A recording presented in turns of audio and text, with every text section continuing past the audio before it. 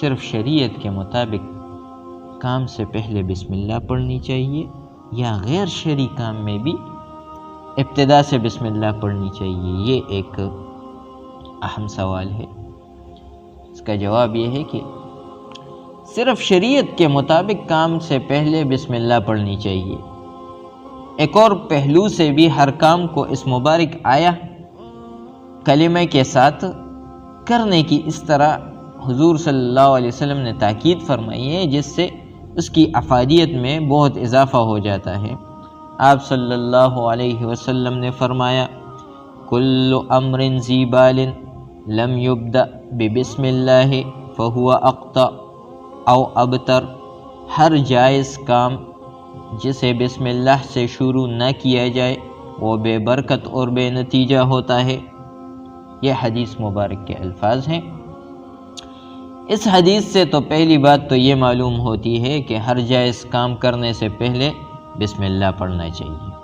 اس کا مطلب یہ ہے کہ اگر کوئی کام ناجائز ہو، یعنی جسے اسلامی شریعت نے کرنے کی اجازت نہ دی ہو، اس کا ارتکاب کسی مسلمان کے لیے ویسے ہی شرم کی بات ہے، لیکن اس سے بڑھ کر بد نصیبی کی انتہا یہ ہے کہ آدمی کسی ناجائز کام کو اللہ کے نام سے شروع کرے، یعنی اللہ کا حکم اللہ ہی کے نام سے توڑا جائے۔ یہ نہ صرف کہ گناہ ہے بلکہ ایک طرح سے اللہ کے حکم کے خلاف بغاوت ہے۔ گناہ تو اللہ کی رحمت سے معاف ہو جاتا ہے، بغاوت کا معاملہ تو بہت شدید ہے۔ لیکن ہماری جسارتوں کی کیا انتہا ہے کہ ہمارے عمراء اللہ کی شریعت کا مذاق اڑاتے ہوئے سنیما ہاؤس تک بنائیں گے، اور پھر اپنی ضمیر کو یا لوگوں کو دھوکہ دینے کے لیے اس کا آغاز تلاوت قرآن کریم سے کیا جائے گا۔ اسی طرح کی اور بہت سی مثالیں آپ کو دیکھنے کو ملیں گی۔ اس لیے اس حدیث میں یہ قید لگائی گئی کہ ہر جائز کام کو کرو تو اللہ کے نام سے کرو۔ اب دوسری بات یہ ہے کہ برکت کسے کہتے ہیں۔ اس حدیث سے تو ہمیں یہ بات معلوم ہو گئی کہ بسم اللہ سے جو کام شروع کیا جائے اس میں برکت ہوتی ہے۔ برکت کا اصل مفہوم کیا ہے؟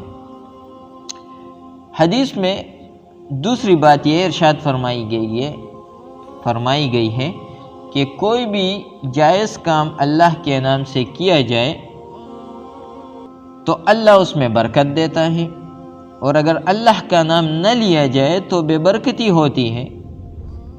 ضروری یہ ہے کہ برکت کا مفہوم سمجھا جائے، ورنہ اس سے غلط فہمی کا اندیشہ ہوتا ہے۔ پھر برکت کا لفظی معنی تو بڑھنا اور ترقی کرنا ہوتا ہے، لیکن ہر بڑھنے کو برکت نہیں کہتے۔ مثال اس کی یہ ہے کہ ایک آدمی کا جسم موٹا ہو جائے یا پھول جائے، لیکن ہمت نہ ہو تو ڈاکٹر بتاتے ہیں کہ اس کا جسم متورم ہو گیا۔ متورم عربی میں موٹاپے کو کہتے ہیں، وہ موٹاپا جو بے سبب ہو، یعنی پھول جائے جس سے بدن، یا اس کے جسم میں ڈاکٹر کہتا ہے یا اس کے جسم میں پانی بڑھ گیا ہے۔ دونوں باتیں خطرناک ہیں، بیماریوں کی خبر دیتی ہے۔ کوئی بھی شخص اسے صحت قرار دینے کی حماقت نہیں کرے گا، حالانکہ بظاہر اس کے جسم میں برکت معلوم ہوتی ہے۔ اس لیے میں نے عرض کیا کہ ہر اضافہ اور ہر ترقی برکت نہیں ہوتی، بلکہ وہ اضافہ اور ترقی برکت ہے جو صحت کے اصولوں کے مطابق ہے۔ اسی طرح یہاں جس بات کو برکت کہا گیا ہے وہ بھی وہ برکت ہے جو شریعت کے اصولوں اور مقاصد کے مطابق ہو۔ اس کو میں ایک مثال سے واضح کرنے کی کوشش کرتا ہوں۔ آدمی جب غذا لیتا ہے تو اس کے کچھ تو طبی اصول ہے اور کچھ اس کے مقاصد ہیں۔ طبی اصول میں سب سے بڑی بات یہ ہے کہ جو غذا یہ لے رہا ہے یہ مضر صحت نہ ہو، بلکہ حفظان صحت کے اصولوں کے مطابق ہو۔ اور مقصد میں سے پہلی بات یہ ہے کہ غذا جزء بدن بنے، اور دوسری بات یہ ہے کہ اس سے خون تیار ہو، تیسری بات خون جسم میں قوت کا باعث بنے۔ یہ تین چیزیں وجود میں آ جاتی ہے تو یہ سمجھا جاتا ہے کہ صحیح غذا نے اپنے مقاصد پورے کر دیے ہیں، لیکن اسلامی نقطہ نگاہ سے ایک مقصد ابھی باقی ہے، وہ اگر پورا نہیں ہوتا تو اس سے بے برکتی کہا جائے گا، اور اگر پورا ہو جاتا ہے تو اسے برکت سے تعبیر کیا جاتا ہے۔ وہ مقصد یہ ہے کہ غذا نے جسم کو جو قوت، طاقت اور ہمت عطا کی ہے، اگر وہ اللہ کے دین کی سربلندی اور اللہ کے بندوں کی خدمت میں صرف ہوتی ہے تو سمجھ لینا چاہیے کہ اللہ نے اس میں برکت دی ہے۔